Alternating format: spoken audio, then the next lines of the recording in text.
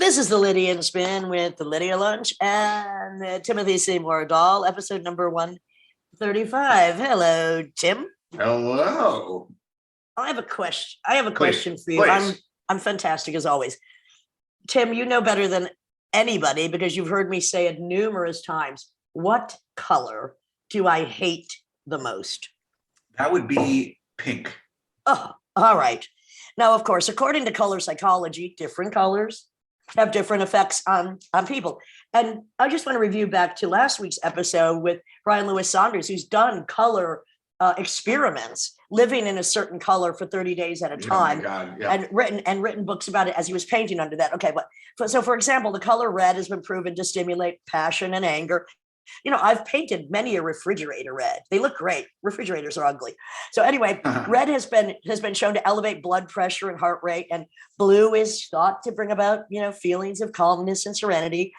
And Baker Miller pink, a sort of Pepto-Bismol pink. Now, I happen to have a sick fetish for actual Pepto-Bismol occasionally. But that color, Pepto-Bismol pink, originally developed by mixing 1 gallon of pure white indoor latex paint with 1 pint of red trim semi-gloss.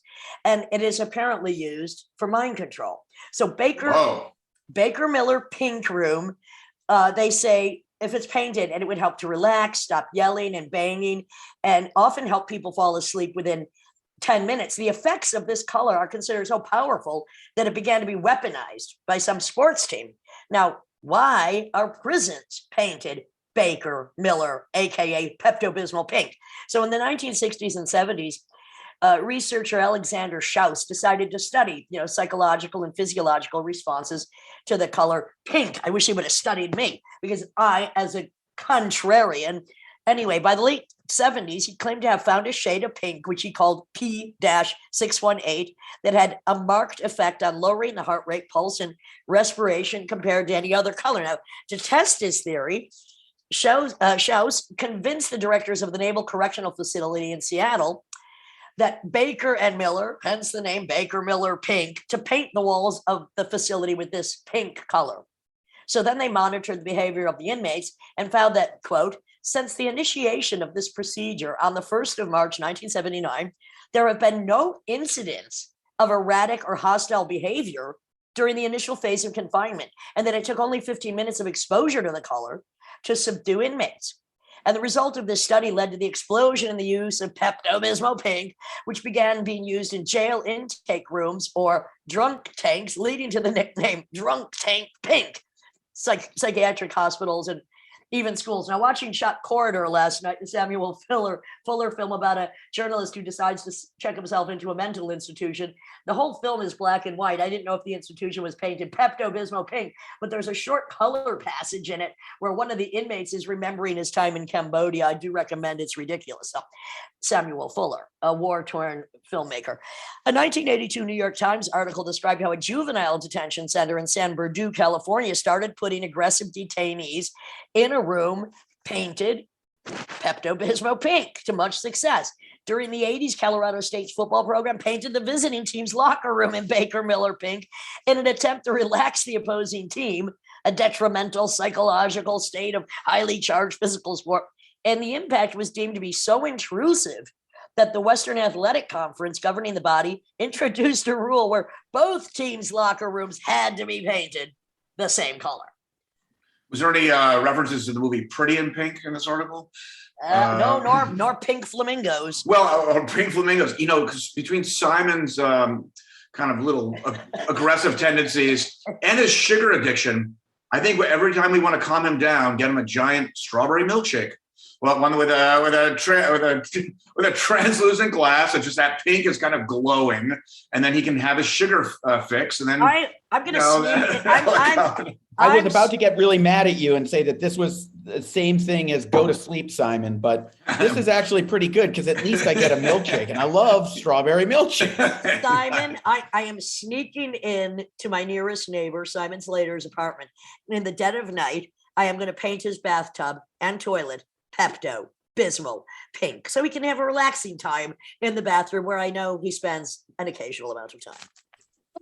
Well, it's good. Yeah, but I might fall asleep and hit my head. Simon, that's why we need walkie-talkies, Simon. I'll be Simon's known to wear pink, kind of puts on like a wasp pink shirt in the springtime sometimes. Tim, the only pink you'll find on me is, excuse me. Oh yes, exactly. I mean, I know. I mean, you know, what's always notice it is not Pepto-Bismol pink. Well, this is video. I am seeing them. I mean, the thing is, what always surprises me with pink and brown is the light complexion woman who somehow magically has the brown areolas, and then the darker complexion woman who has the real pink ones. Like that's always always a mystery. What's going to happen there? Timothy, I will invite you to design a new name for the pink of my nipple that you just had the luxury of witnessing. You don't have to do it right now. I don't want to do it right now. Okay. Trying to figure a nice. How about tickle my tongue, Pinky?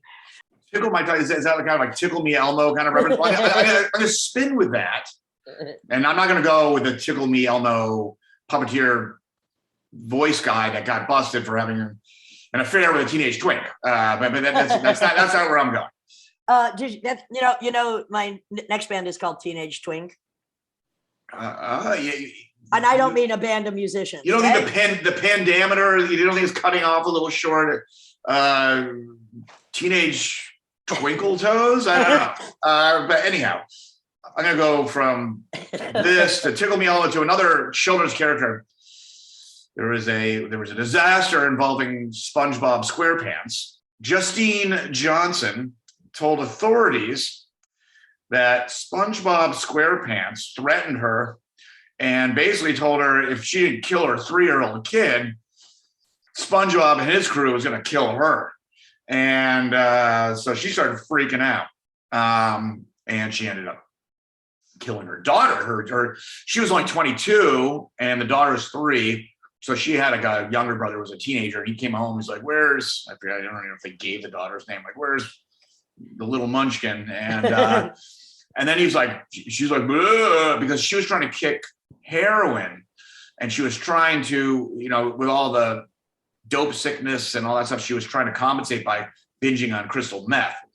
And then she didn't sleep for like 10 days, started hallucinating clearly. Well, see, whenever I need to relax, I just go on a 10-day crystal meth binge, and that calms me right down. No Pepto Pink needed. So the brother comes back, and she's talking about all these threats she was getting from SpongeBob SquarePants. He's like, what the fuck's going on? And then he went in the backyard, and then there it was. The trash cans were there, and there was the limbs of this little angel flopped over. No SquarePants Bob in sight. No. But she was 3. She was already potty trained, but she had like multiple diapers on and was like mummified and like bed sheets. The whole thing was a disaster. But she's pleading not guilty. So she's really sticking by the SpongeBob SquarePants making her do it. I don't know how that's going to hold over in court, but I've never seen an episode. I've seen the image, and I can never remember the name because it's just so anathema to my IQ. SquarePants SpongeBob. I mean, this again proves to me how dumb do you have to frickin' be to make $1 million or more dollars? I don't get it. May I sally forth? Please do.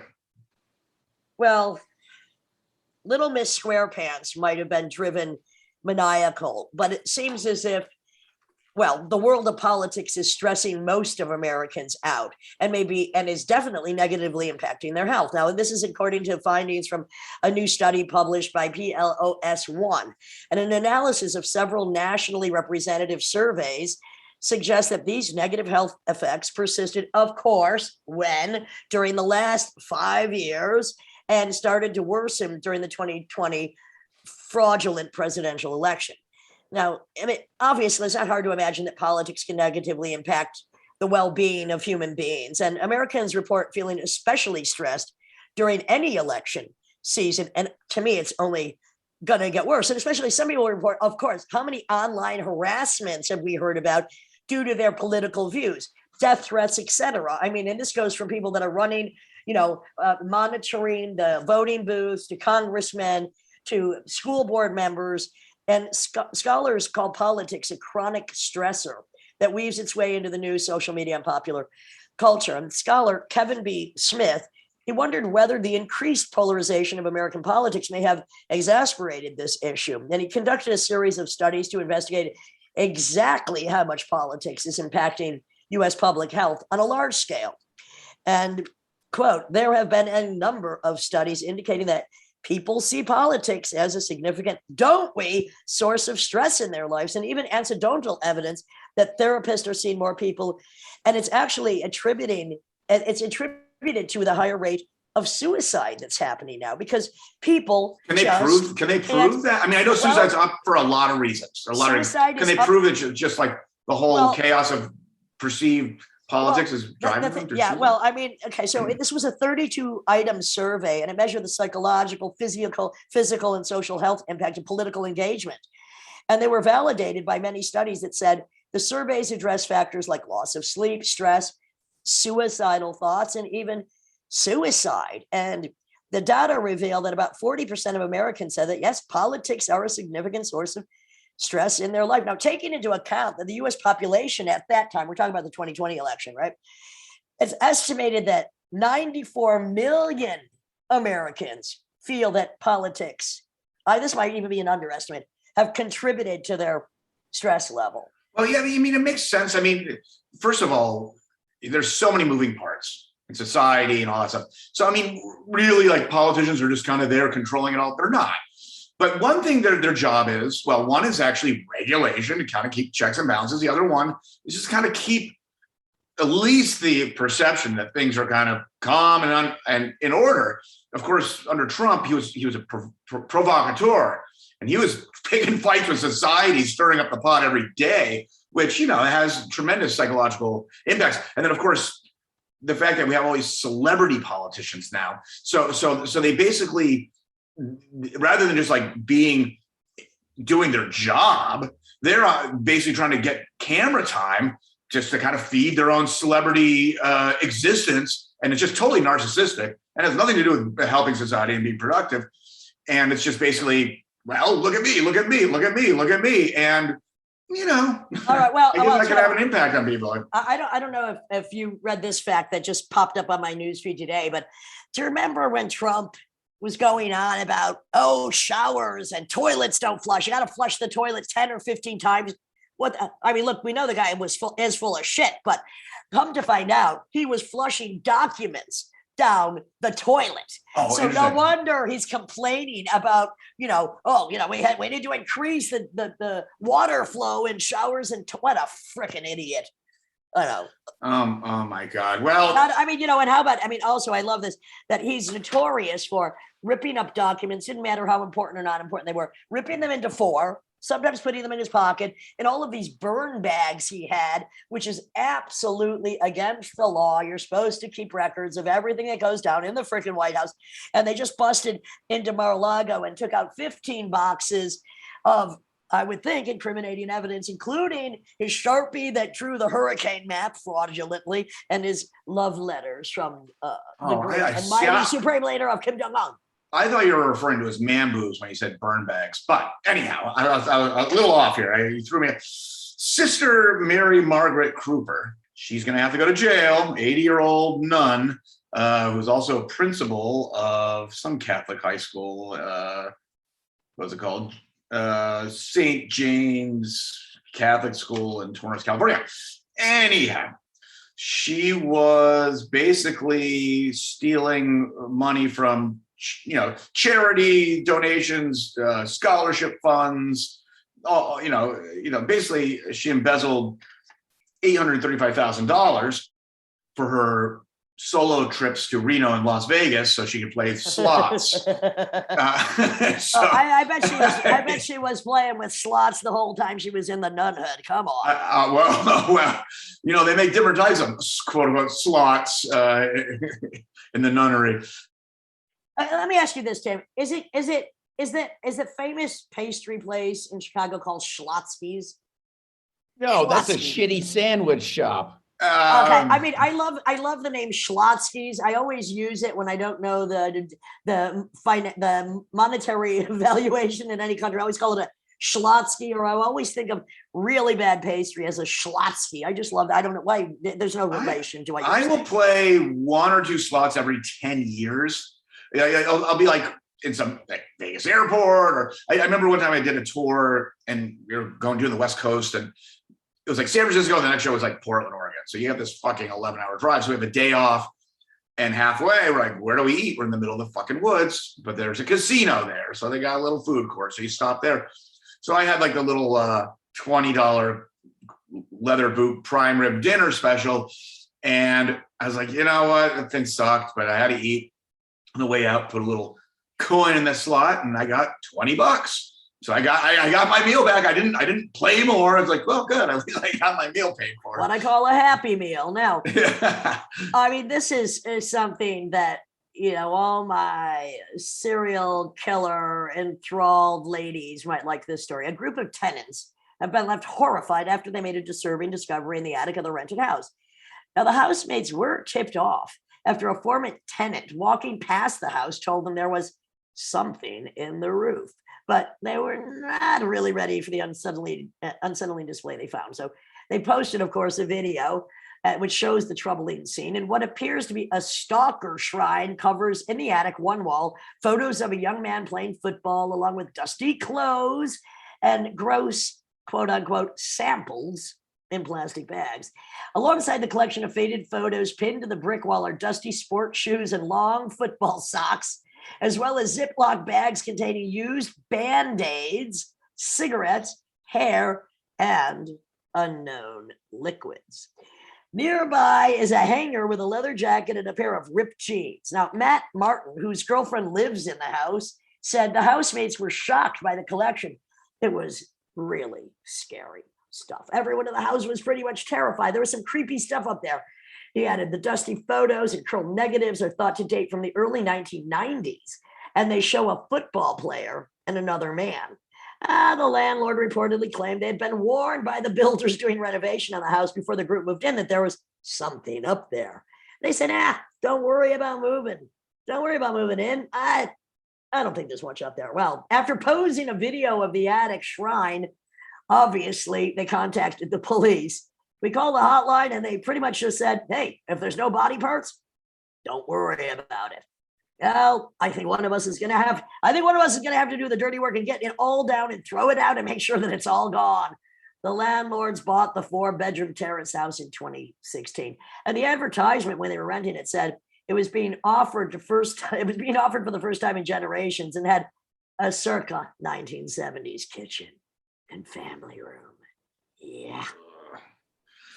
All right. Well, yikes. A woman in Florida, she was minding her own business, doing her daily bike ride, when something went wrong with a drawbridge, and this terrifying. Part of it opened, and she fell. Now, this is some real action hero shit. I didn't know how this happened because you just think, okay, you're falling to your death. Yeah. Somehow there's a man there. It's like out of the movies. He grabs her, holding by her arm. She's like, oh, don't let go. Don't let go. Don't. But unlike an action hero movie, he let go. And basically, that was a deadly splatterfest ending. He tried, but after a while, it's now. Was this just an accidental bridge opening, or was this like an infrastructure collapse? It wasn't. The article wasn't very clear. I mean, obviously, the whole thing wasn't just opening. She would have hey, something happening here. Part of it opened. There was like a compartment. Something happened. It was basically like, a floor dropping from you. Hitting the water is a very excruciating, possibly all bone breaking, depending on how high you're dropped from, method.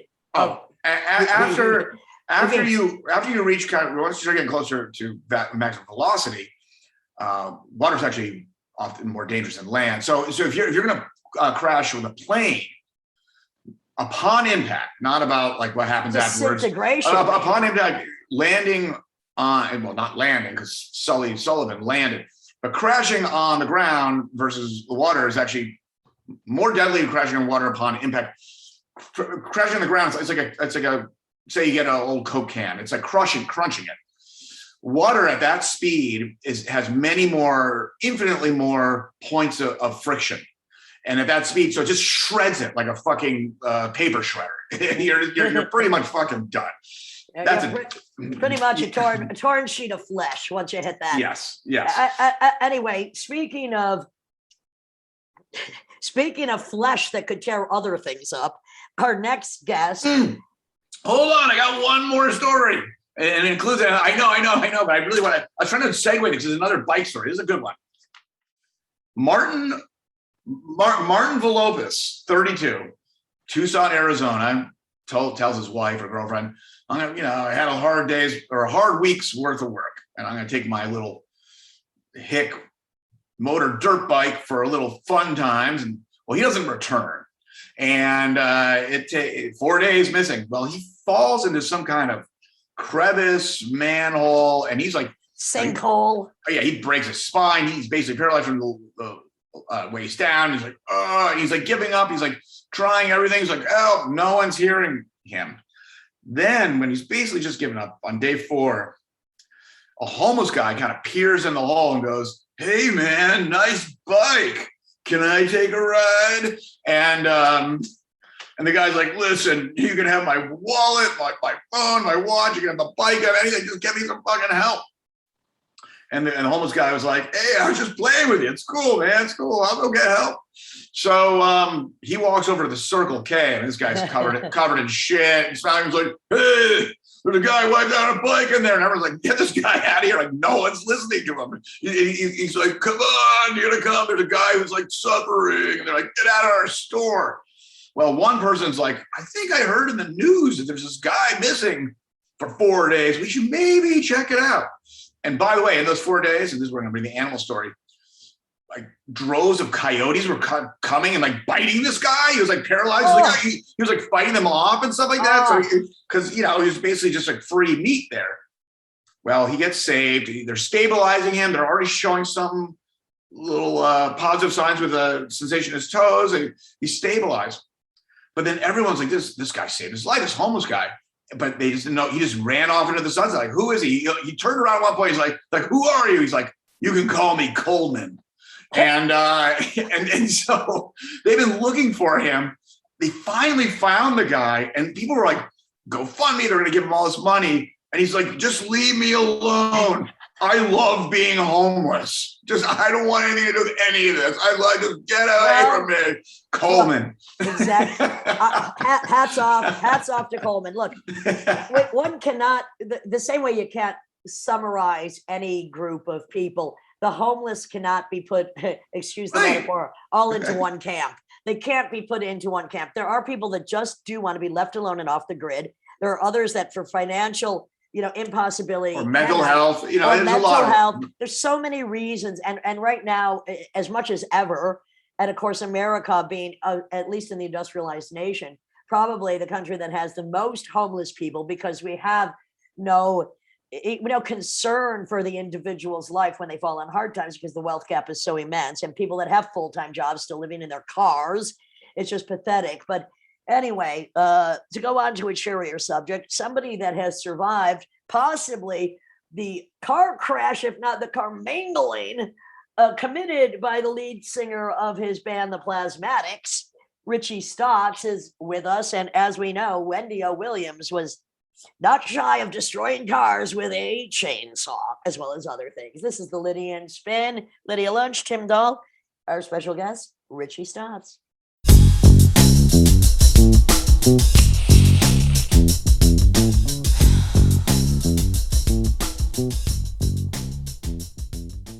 This is the Lydian Spin with Lydia Lunch, Tim Dahl, and our guest tonight, very excited, Richie Stotts, guitar player, founding member of the Plasmatics. Now, anybody who hasn't experienced the Plasmatics, I saw the first gig at CBJB's. Yes, I did.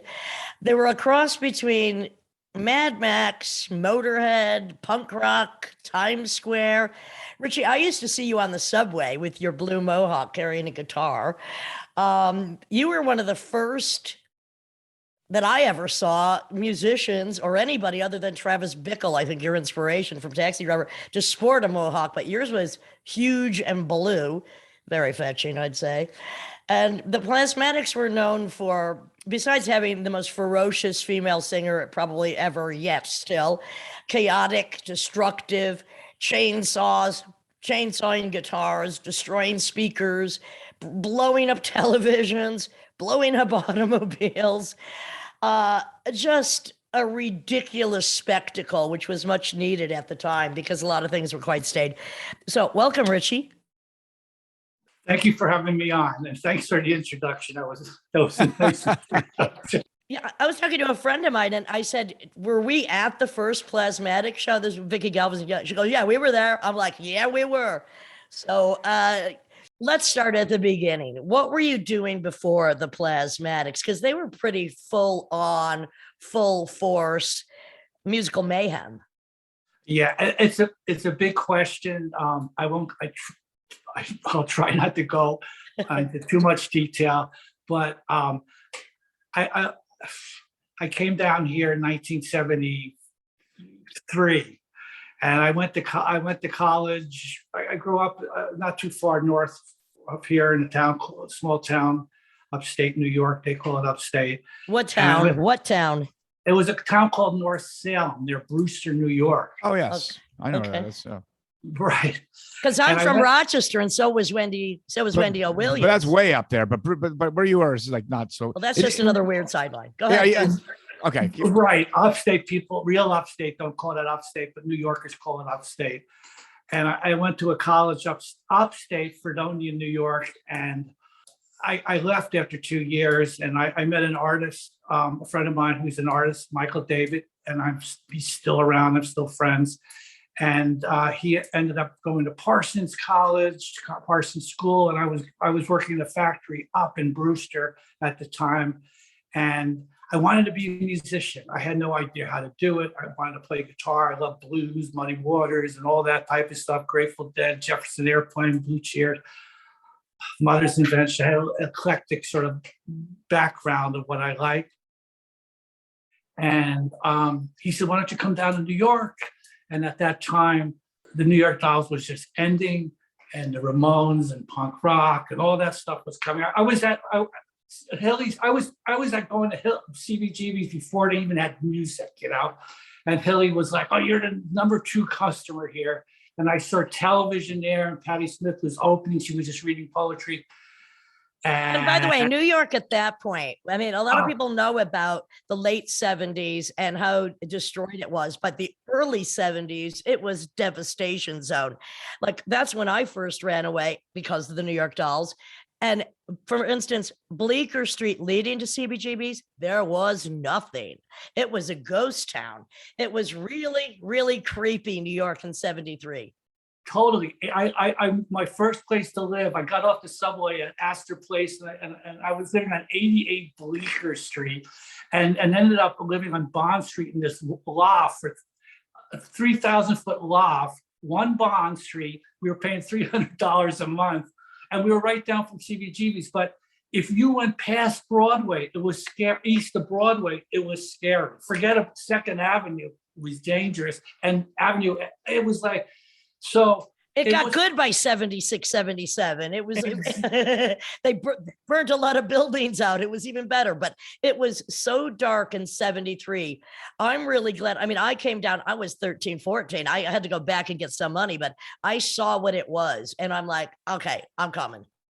So you understand, and very few people. But Really Richie, when you said it before I had music, it wasn't CBGB's, is that country bluegrass blues? Was there a period in between? No, because originally wasn't he trying That's what it was called. and it failed, and then there was no music, right? I could be wrong, and then there's a big.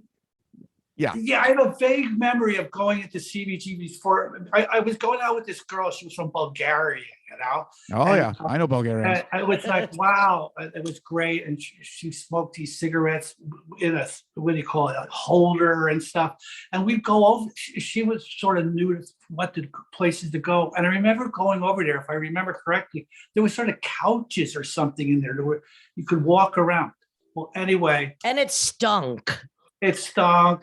And speaking about my friend from Bulgaria, above the person that was living above her was Richard Lloyd at the time. Wow. And I was going to like, Of television. Yeah, and I'm like going to see television, and I loved him. And then all of a sudden, I found this guy upstairs from me, the guitar player. And to tell you a quick story, this is a funny story to drop names and everything like that. But we love doing that. okay, so Richard was upstairs, and he was a nice guy and stuff. And I told him I play guitar. And he goes, they're looking for this band, a guitar player. Johnny Thunders was looking for a guitar player with Richard Hell and Jerry Nolan and stuff. So I got set me up for an audition For the Heartbreakers? Yeah, and Johnny Thunders had the hair and everything. I had like a shag Bowie haircut. I was listening to like blues, and I didn't know what to do. And my friend says, just play Chuck Berry when you go to the audition. So I went to the audition. I got to play. I didn't get the gig, of course. Maybe it was your hair. Could have been your hair. Could have been your hair. Yeah. And then I saw Johnny Thunders like maybe a couple of years later when he was in the Heartbreakers. I saw the rendition, and he threw like this beer can at my head because I guess I was staring at him, But he almost ran me over in a car one time. I know, and that was for no reason at all. I loved the New York Dolls. I loved Johnny Thunders. He became a wastrel, but New York Dolls were just, to me, and still, I mean, sometimes you just got to play the New York Dolls. It's like Thunders is like I can't explain it. It's like gesture, It's like pure attitude and gesture. And maybe had a few moves, but it was a great move and a great sound. And great hair. Yeah, great hair. And So coming in 73, you're seeing early television, you're seeing Patti Smith scatting, amazing. Yeah. And that was, there were not that many bands at that moment yet, because really it was like another 2 years. It was really like 75, things started happening more. So it was very sketchy at that point. There was no place like, okay, once in a while you go up to Max's. I wasn't really a Max's person, but you go up there. That was like intimidating because people had nice clothes on and stuff. But at the same time, I love David Bowie and all that stuff. So that kind of attracted me too. And so I had this, I was my friend who was an artist, Michael David, and we were trying to put a band together, And it was a band called Numbers. And to quickly tell the quick story here of the Plasmatics, the beginning, we were rehearsing with this drummer, Roy Stewart, he's a photographer now. And Roy Stewart was a three-piece. I had a guitar, and my friend was playing bass and singing, and we called it Numbers, and the drummer. And Roy knew Rod Swenson, and he was running the Show World Theater up on 42nd Street. Wait, say that again. He was running the Show World Theater, which was a extremely raunchy sex palace where a lot of people put in employ at that time. A lot of men and women were up there, shaking their money maker. Right. But he had some people working for him that were in rock and roll, like I think Ivan Crowell, some other people were working up there, just doing stuff, whatever. And Roy kind of had this weird connection with Rod Swenson. He was like an older guy. And he kept saying like, at the time, Rod Swenson was doing these videos of Blondie and the Ramones. So I think Dead Boys too. Yeah, Dead Boys. So you know the whole thing, right? Well, I know Dead Boys, but that's my own personal history. Go on. Well, how old was Rod Swenson at the time? You're saying. So I was around 23, 24 at the time, and Rod he might have been 40 or something, right? No, Older? He's 8 years. Oh, if I don't cut you overstep, you just tell me. I'm getting excited, Do it. So he said he's 8 years older than me because he's the same age as my brother and same birthday, so I know that. And so how the beginning of the band came was we had a band and we went down.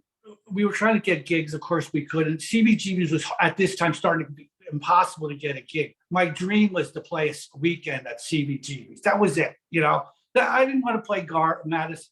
So, but Roy Stewart, the drummer, kept saying, well, Rod Swenson wants to see us. Rod Swenson wants to see us. And so finally we set up this gig down Greenwich Street. Numbers, the original band with you and Numbers. Yeah. All right.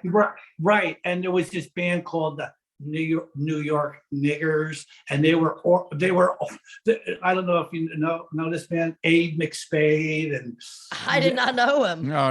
Yeah, and they had these. This was like, if you couldn't play CBGBs, if you couldn't play Max's, you could play their loft on Greenwich Street, and you got to go up 3 flights of stairs. Whatever. Those used to be really big flights of stairs too. Oh yeah, those are huge. Yes. Huge. And they every once in a while they would have these shows. So we got a gig there, and we invited Rod Swenson down there, and it was a good gig.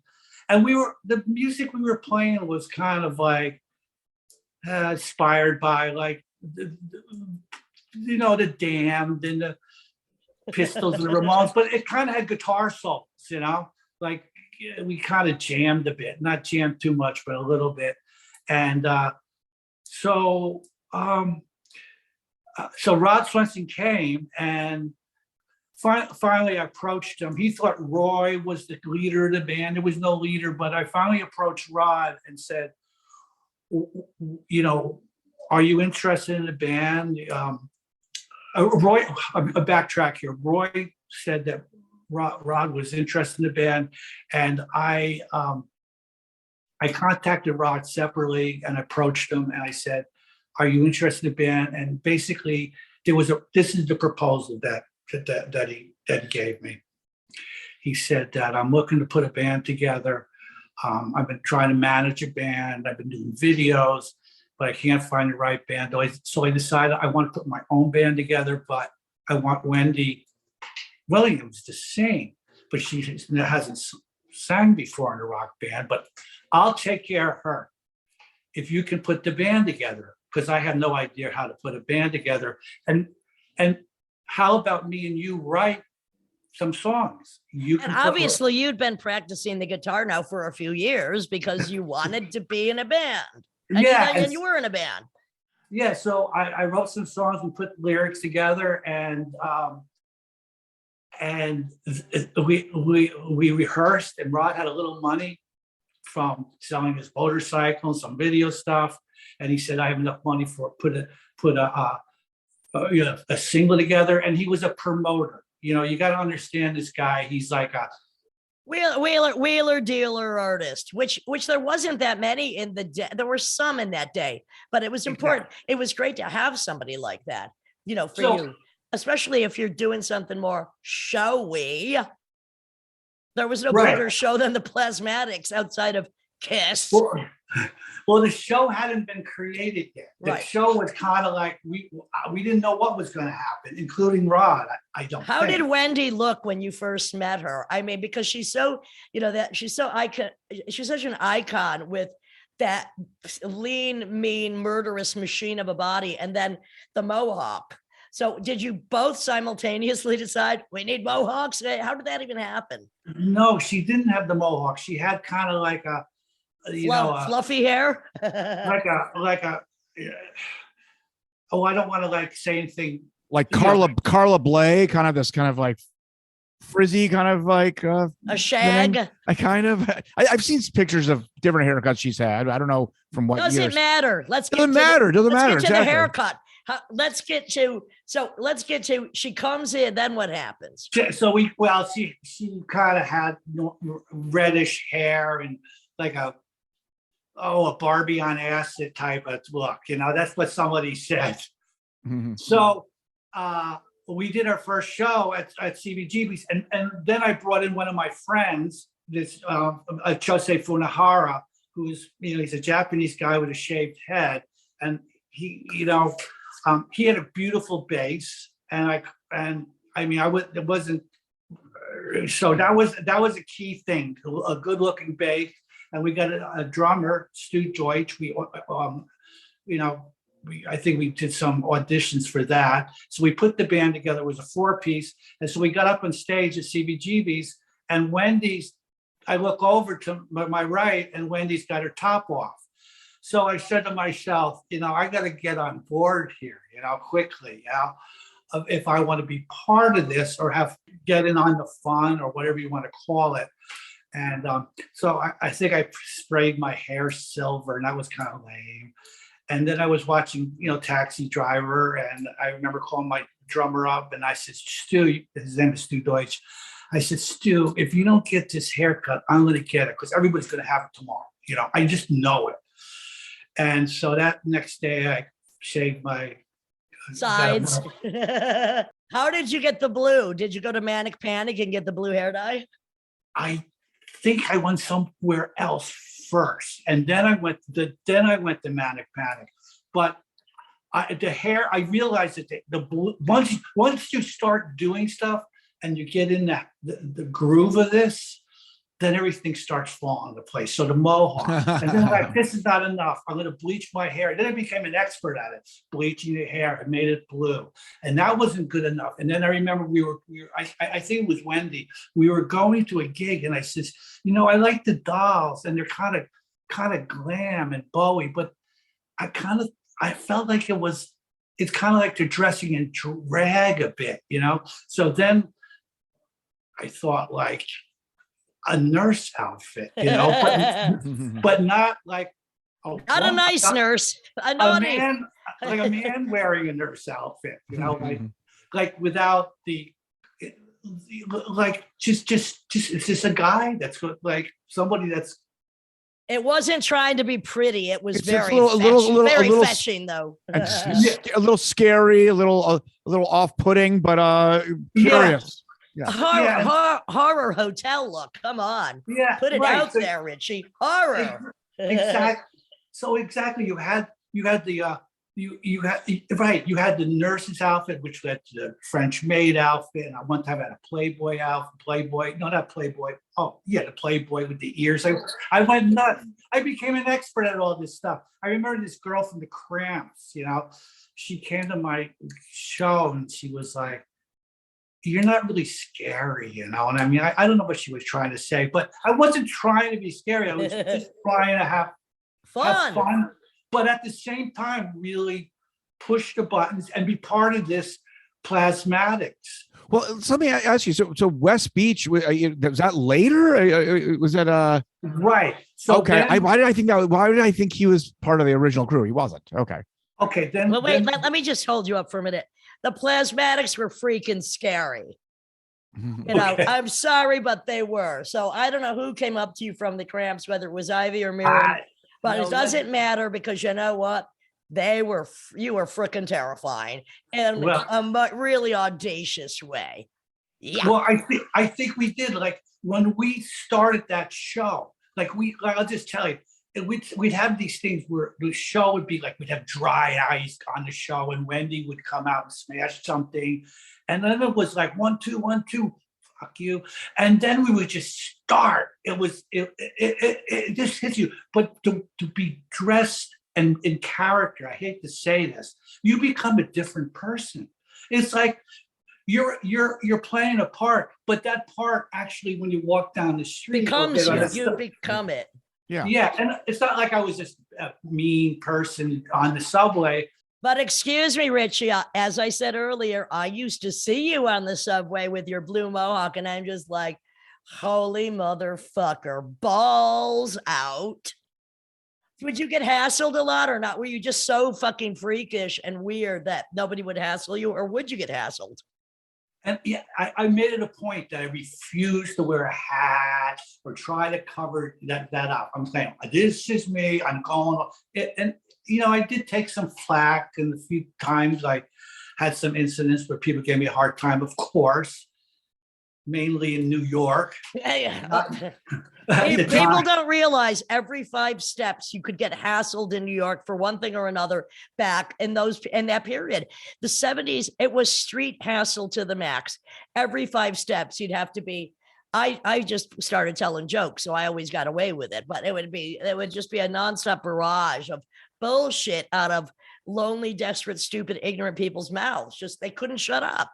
So another thing, Richie, though, is, when you become the character that you invent on stage, and it's also the same reason why I tell people, why is the touring band better than just the local band? When you are living it 24/7, for the audience, they can have this vicarious experience. Like they have this compartmentalized life of a 9-to-5 job, and they look up there and there's this person who is an outlaw, that they are something beyond the constructs of just everyday functioning and the infrastructure in front of us.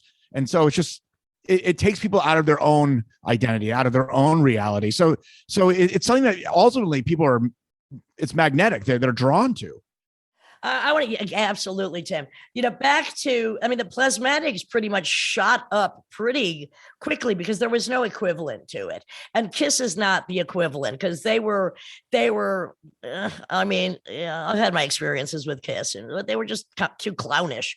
The Plasmatics offered real danger, and it was, if I recall correctly, the first group that played at what was a Polish music hall, Irving Plaza, and opened that door and sold it out with no major record company backing. You know more stuff than I do, actually, but that's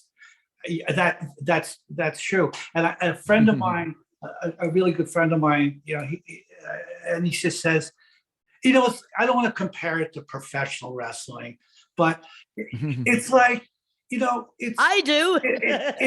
It is real. Like when amplifiers fall on you and you fall on the stage and your guitar breaks and you're chainsawing something in half. There's no bullshitting. It's the real deal. Yeah, we blew up a car. The first car we blew up was it was in the Palladium. It's a huge place. And we had this guy that didn't quite know what it was doing. So the car was quartered up or whatever, cut in pieces, but then put back together. And then there was these little cannons everywhere. And when the car blew up, the hood went up into the ceiling, and like there was smoke, and it was like Saving Private Ryan, like all of a sudden there was no sound. Actually, there was no sound because all the speakers got blown out. And then there was this smoke, and then this thing the hood came floating down and landed right on the freaking stage. If that landed on anybody, it would have killed them. Now, we didn't do that every show, but that was a real. Because you didn't have a sponsorship from like Chrysler. That would have been amazing. Yeah. And we're running around with no health insurance. I look back then, I was like, I didn't have any health insurance or anything, How did you get the car into the club? Drove it right in. Just drove the Cadillac, right? I think, it was a Cadillac. Just drove it right in. So it was functioning when you blew it up before you blew it up. Yeah. It actually drove. All right. It wasn't just a prop. Was that part of Rod's like managerial genius about? Yes. That's really because, again, there was no. First of all, no, it's right. You couldn't even blow up a firecracker in CBGB's. The whole place would have caught on fire, and all the bums who lived above it in the SRO hotel would have gone up and smoked. Light a cigarette in that place. So. And another thing that we did was like we were like constantly doing something. There was posters. We had a van. We knew all about. We would like if we were going to play somewhere in CBGB's. 2 weeks before the show, we would just start plastering posters everywhere, uptown, Soho, everywhere.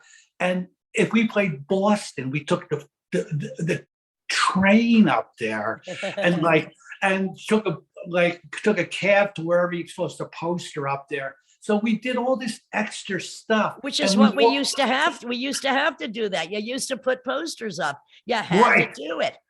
Yeah, and so you're wearing two hats, and like if you're going to blow something up, or do something before the show. We got there early and we were kind of our own roadies, putting everything together. Then we'd come back and get it ready for the show and then blah, blah, blah, blah. Who were some of the bands you played with in New York? I mean, I don't know who would want to play with you, fear of getting their own equipment blown up, or who were some of your favorite bands, New York Dolls, in that period, before or during when the Plasmatics were going? Who did you really like going to see? Well, before the Plasmatics, I made a couple of notes. I was thinking about some bands I saw, but this is before the Plasmatics, but I saw Dead Boys in the Dam when they came over. They did 4 shows at CBGB's. That was a great show. As far as playing with other bands, we didn't play with that many bands. I don't think so. Yeah. The Rousers opened up for us. At the Palladium, Mitch Ryder and Mickey Lee's band played. Mickey Lee's band played with us. Joey Ramone's brother. They called the Rattlers, and they played with us. And what was nice about that band, they didn't move our stuff around. They accepted that look, and we have a drum riser, and we got all this crap around the stage and stuff. How were you treated by the other bands in New York at that time? Because you were so left of field of even the left field. I mean, there was, like, for instance, the first wave, as you were speaking about before, of like Television, Patti Smith, Heartbreak, Richard Hell, then came No Wave, same time / some punk rock. So how do you think you were, because you had a much bigger audience than any of these other groups, except for like the softcore Talking Heads, etc. But I mean, I didn't know what to think of it. I mean, I thought it was outrageous, ridiculous, fantastic, stupid, and extremely fucking smart at the same time. That was the Plasmatics. Right. I think the band was, I think I don't want to say there was criticism there, but there was. Oh, yes, certainly. Like the Village Voice and that. Oh, they didn't love me, honey. Don't worry. They didn't love me either. And I think they missed the point because they're judging it from a musical rock thing. And I'm not going to say, as opposed to a wrestling thing. Yeah, or like, I don't want to say, but I mean, there was a music. Many albums were recorded. You played music. It was not without musical merit. It was punk, metal, Mad Max meets Motorhead. That's pretty much what it was. I remember when we went out to California, it was like, wow, they really like us here. Like when we went to, what is it, Whiskey, and there's a couple other places. I was like, wow, these people actually they're much more accepting about it. It's more, they were like more laid back or fun. It was like fun. In New York, it was, I think there was a certain resentment. And also another thing that we were doing, we were playing a lot of we were like, if we played CBGB's, then we would play like every weekend or every other weekend. We were doing all the cover band clubs in Jersey and Long Island and places that you would think that they wouldn't like us, but they liked us. And we learned a lot by playing all the time. I mean, like playing we're playing, I remember running back and forth on a bar and knocking all the, and like crazy stuff, like, I was hanging off some ceiling in some place in Staten Island or Did you play with Twisted Sister? Because when you're going out to a Long Island, I know Klaus Nomi would do that too, and go out to the suburbs, and that didn't always work out so well. I mean, I was going to say Twisted Sister, that circuit of the Twisted Sister stuff. Yes, we were playing those, but everything was fine. And we had a weird fan base. We had a great fan base. They were more like really like just great fans. Like they could be like regular people. They could be punk people. They could interesting. But if you have a trademark thing, because you're doing a lot of stuff, it's amazing when you can latch onto an audience can latch onto you, and they'll be super loyal to you. But let me clarify what you're saying, because a lot of bands, their audience would kind of mimic them, their fashion. Are you saying that your audience, because you're playing the suburbs, was actually very eclectic in terms of just the way they look, the way their attitude, and you guys connect, I guess, with just destruction is what brought in this wide. You probably had some construction workers there. I mean, all that stuff. Well, this is a funny story, and I'll make it very quick. We were coming back from Boston, and it was late at night. We had a Ryder truck and a van, and we're kind of caravanning back in the middle of the night from Boston to New York. And there was these people were following us, you know, some fans.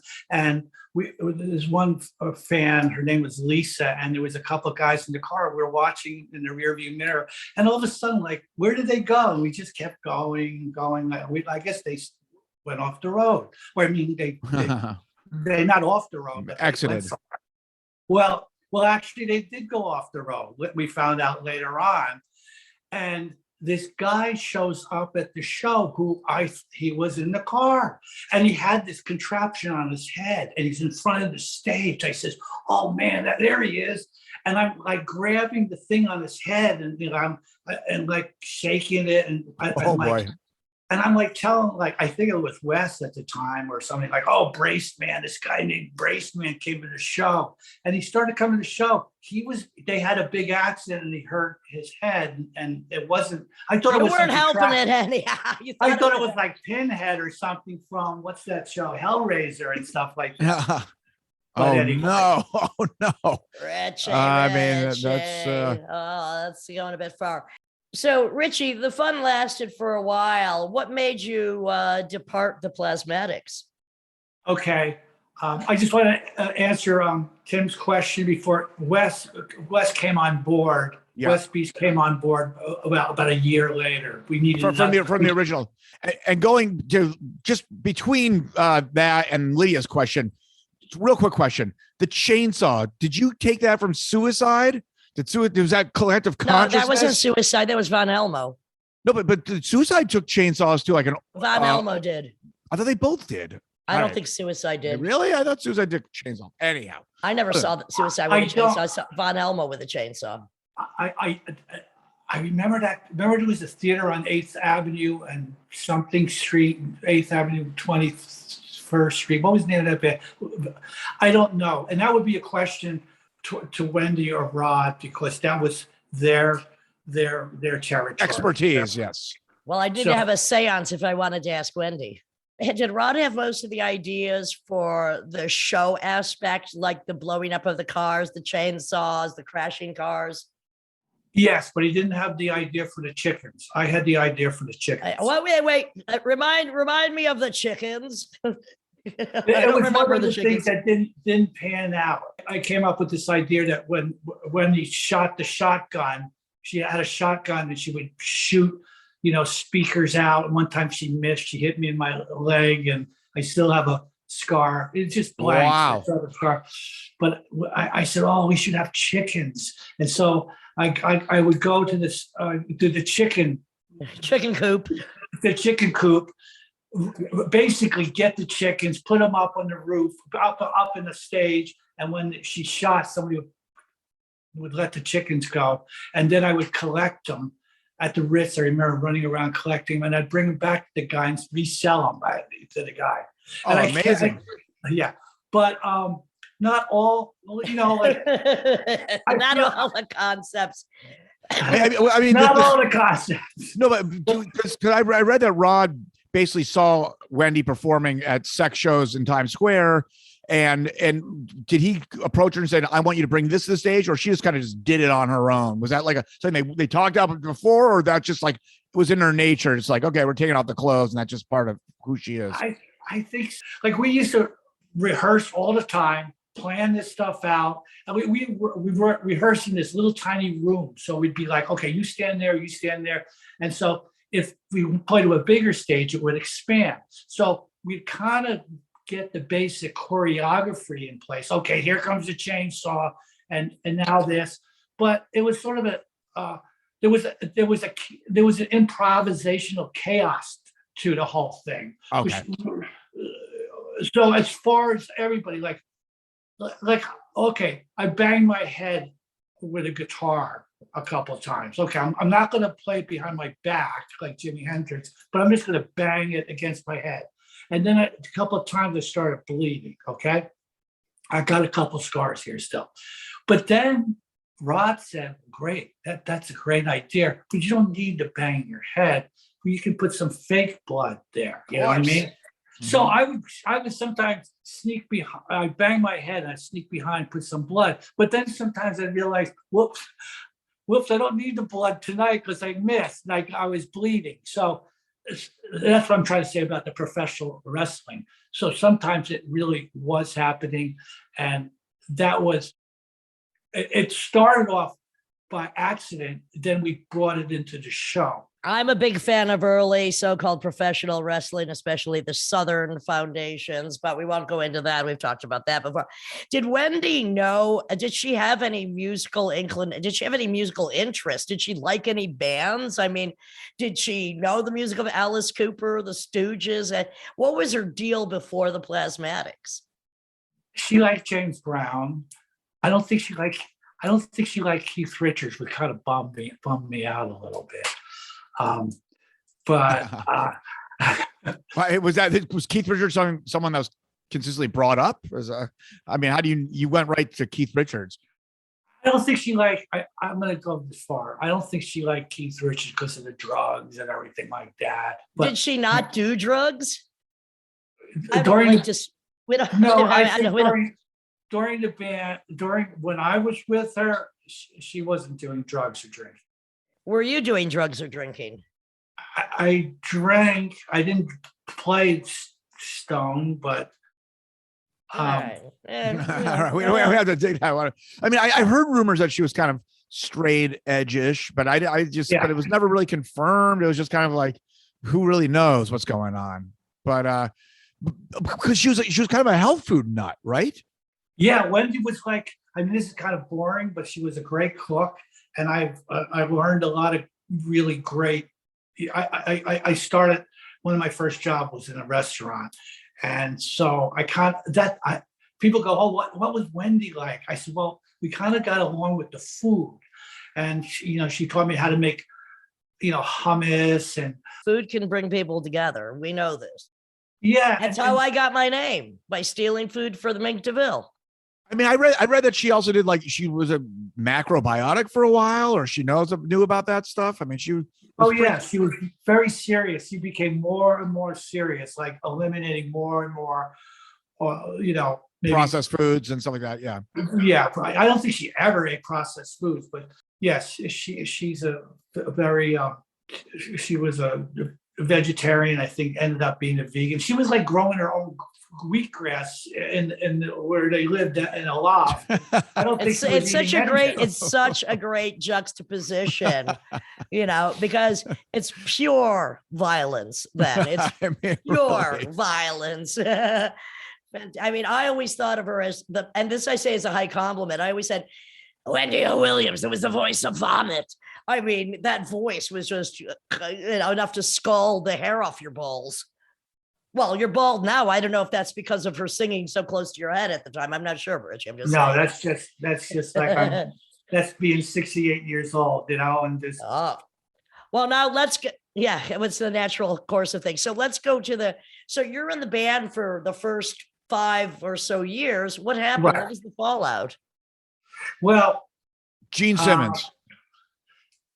So I didn't think we were going to get to that. Okay. But so we went through, the band started off as this sort of crazy band, and then we evolved to different sort of periods. It's like Picasso had the blue period, and we had the punk, and then the sort of metal period, and it ended up we had a record with Capitol Records, and we did a pretty much a great record, but more on the heavy metal side. We ended up touring with Kiss. What year was that? I think it was 83 or 82. And oh boy. I think we made some kind of funny, some decisions that might have meant maybe not the best. Well, after the Capitol record, we had the offer to open for a couple of bands like Ozzy and Judas Priest, and we ended up choosing Kiss. So which was great. and we played some big places and stuff with Kiss. And then Capitol didn't pick up our record deal, and we were going to start another record, kind of like almost kind of maybe a step backwards. Maybe I hate to say that, but maybe starting another record and maybe putting it out by ourselves. I think that's what Rod wanted to do, but Gene Simmons got interested in the band and he wanted to produce the next record. So we were working on the next record with Gene, writing songs. Not the man with the best taste in music, Gene Simmons. Let's just put that on the table. Well, it's not that, but also a man that likes to poach and fuck things up. I mean, Yeah. he almost destroyed Van Halen before they got off the ground. But keep on. Well, I don't know. Gene's kind of he's a very smart guy, very quick, very quick to think. Takes me a couple of minutes to get my thoughts together. I remember one time I told Gene, he was telling me, like, punk doesn't sell. We were sitting outside Electric Ladyland on 8th Street. I remember this day. And it doesn't sell. It doesn't sell. And I was like, Gene, McDonald's. What did I say? I said, Good analogy. I said, McDonald's sells billions of hamburgers and it's not very good for you. So what does that mean? And he was wrong about the punk not selling, because at the time was a lot of hair metal bands. Then a couple of years later it was Nirvana. I remember him. I used to say bogus all the time. I was saying this. He said, "What does that word mean? Bogus." And then Ted and Famous, whatever his name. Bill and Ted. Yeah, bogus. And all of a sudden that word. But he didn't believe that was my real name, Richie Stotts. I'm Stotts. He thought I made it up. I said, no, that's my real name. And what does that fucking matter anyway? I know he was a smart guy. I remember one day we had a loft. It was down Tribeca, and Rod had a little office over in the corner of the loft, and we rehearsed, and Gene and everybody was in there rehearsing. So one day I said, what the hell's going on here with this record? I mean, is this for real or whatever? And I had something was going on. So I went in, and Gene and Rod were there. And I said, you know what? Like, what's going on? Are we going to make this record or whatever? And Gene said, well, there's not going to be any more. It's not going to be a Plasmatic record. And it's going to be a Wendy O. Williams record. And the Plasmatics have a bad connotation. And Wendy is going to be the next. It's going to be like the next heavy Joan Jett. And if you want to be part of that, you're welcome to audition for this. Oh, fuck off! And it was devastating for me because it's insulting. Well, insulting. I put a lot of blood, sweat, and tears into the band. And maybe the time had run its course, but at the time it was an emotional thing. I remember going up on the roof of the building. I was like in tears talking to, Rod. I said, why didn't you guys just tell me ahead of time? Why am I finding this out now? And my heart was no longer in it. Well, I tried, but it didn't work out. Well, Gene Simmons tried to do that with Eddie Van Halen, and somehow Dave Lee Roth cockblocked that. But Gene Simmons was known to cherry pick who he thought he could make the most money off of, and with zero consideration of anyone else. I mean, that's an asshole move. I guess it's all business. That's what they always say. Oh, it's the business, man. But yeah, whatever. Off. Well, how long did it take you to then decide to get King Flux? Then you go your solo way. So what did you do after? So that's over now. That ran its path, its course with you. Now you're out of the band. I might get in trouble for just telling you this because there's some people have different interpretations. Well, then they could come on the podcast and straighten it out.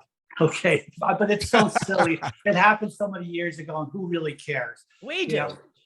But anyway, so what happened? Yeah. So what happened? John Bouvard had replaced Jose Funahara in the band for bass. Me and John were good friends, and John had left the band earlier, and we started writing some songs, and we made some demos, and we put this band King Flux together, and we were going to take it farther, but then John had some commitments to little Steven, and he left, and then I tried to keep that going, and I put put some other people together, Billy and Andy Hilfiger. I knew Billy Hilfiger. Billy The brother of Hilfiger. Tommy. Yeah, but he was like worked at Mandy, so I knew him as Billy. And he was like, I said, do you want to play guitar in this band? And I didn't even know about Tommy Hilfiger. And Tommy Hilfiger had just started. And then he had a brother, and then we brought in people. And we actually had a little bit of a run. We kind of did pretty well. We were playing the Cat Club and everything. And I think I was now kind of like a little bit more in control of things. But I think maybe I was a little spoiled, or not spoiled, but I was hoping for maybe like a record deal that would give us some more money. And we were offered some record contract, some kind of deals, but I don't know. I think we kind of turned them down, which maybe might have been a mistake. Anyway, so we did the King Flux thing, and then that morphed into a little soul thing called the Richie Stotts Band, or the Richie Stotts Experience. I sent you two songs. Which is more rock and roll. Right. And back to your original listening roots before the Plasmatics. Right. Exactly. So I did those. So I did King Flux, which was pretty good. I did the Richie Stotts. Marky played with me. Marky Ramone played with me. We had a bunch of different people. But if you want to know the whole story, it got to a point around 1999 that I felt that maybe this whole thing, I want to do something different with my life. And I hate to say this, but I felt like I didn't want to be a martyr to the music industry. I wanted to do something different. And I thought maybe I could become a high school teacher. I went back to Hunter College. I did really well. I was an obsessive student. I was terrible with math, and all of a sudden I was getting A's in calculus and stuff. I refused to get anything less than that. And I got a scholarship out to Indiana University. I got a degree in geology, and I loved it. Wow. I met all these great people, like from rock music to the rock of the planet. Yeah. And I did this whole thing. I just cut it quickly here, and I got involved in programming, and for the last 22 years, I pretty much have been working in the financial industry as a programmer. I've had some nice jobs with the Fed, Federal Reserve Bank, JP Morgan, and all things, but I worked more in the back end with the programmers and stuff. I didn't wear a three-piece suit or things like that, but I met some great people there, and the world is filled with surprises, and you find that they're just wonderful opportunities and things you want to learn. If you're curious, it depends. I'm not saying if. I said I'm sort of a curious person. I have another side of me that's likes that type of stuff, and so I have. But now, last year, I just said enough. I had to stop. So I'm done. I kind of retired from that stuff, and I'm not sure what I want to do. Well, what you recently did, which is kind of what brought us together, which is our good friend, my booking agent, Joey Killingsworth, the best name in rock, who every year does a charity record. And the one he's been working on is one of the MC5's music. And I sang a song on it, and I think you're on it as well. And that's how, he said, yeah, we're doing Richie on this. And I'm like, well, get him on the show. And that's how we came together. Well, the thing about the MC5 is that I had my mother steal. I was in this place called Caldors, and I put in we're only in it for the money, and I think it was by the Mothers, or Freak Out by the Mothers, and the MC5 album, and I put it in her bag, and she stole it for me. Right? How old were you? Like 13, 14? No, I think, that was like 1960, 69, 68, 69. And I got that album, and you open it up and it says, it's got the red in it. And I sent away to become a member of the White Panthers, John Sinclair. And that was such a great album. And I love that. And that energy, I was listening to Jefferson Airplane, but I also like that type of energy. Many, many, many years later, I'm at Ace Hardware. I was gardening. After the Plasmatics, I needed a job with gardening, rooftop gardening for all these fancy people. And I'm in an Ace Hardware, and this guy comes up to me and says, "Hey, are you Richie Stotts?" He goes, "Yeah, I'm Wayne Kramer." He was like he was doing a painting job, and then I met him a couple of years ago. There's so many coincidences that I have of that type of stuff. When I was a kid, if I may say this, when I was a kid, I had a crush on Ronnie Spector. I loved her. So one day, this is like 20 years ago, 25, Joey Ramone calls me up. He said, "Richie, I'm playing at the Village Gate." And we were friends, Joey Ramone. So he says, "I'm playing at the Village Gate with Ronnie Spector. You're going to be a surprise." So I got a couple of friends. We go to the Village Gate. We saw Ronnie Spector play. Keith Richards came up and played Run. Well, they were really good friends. Yeah. Yeah, there was nobody there, Harry. So it was great. Then what happens at Irving Plaza? I went to see Ronnie Spector maybe 10 years ago, and it was kind of all by myself. I just paid to get in. I went up, watched her, and I walked down the stairs. I was standing outside, and all of a sudden a car pulls up, and somebody goes, "Richie, Richie." I look around. She said, "How come you didn't come back and say hello to me?" And I'm like, "You remember me?" You know what I mean? I was amazing. So it was You must really have been touching. so thrilled. What do you think of Ronnie Spector's duo with Eddie Money? That was a hit in the late 80s, but anyhow. But that was a great song, Be My Baby. And I'm sorry. Oh, that of she course. died. Yeah. And anyway, so. Well, so this is, we talk often about the connective tissue on the Lydian spin, and that's how things get tied up. And that's why you were on it today, not because it's Ronnie Spector. And Wayne Kramer was on this show too. We've had Wayne Kramer on, and then we're going to be on a record together soon. So this has been the Lydian Spin. Thank you so much, Richie Stotts, Plasmatics, King Flux, geologist, financial expertise in the back rooms. God knows what else is in store. Actor. He's also an actor. He's been in some movies. 9.5 weeks. That was the Mohawk. The Mohawk was the star. Yep. Thank you so much. And Simon, cut it off, and we can still keep talking.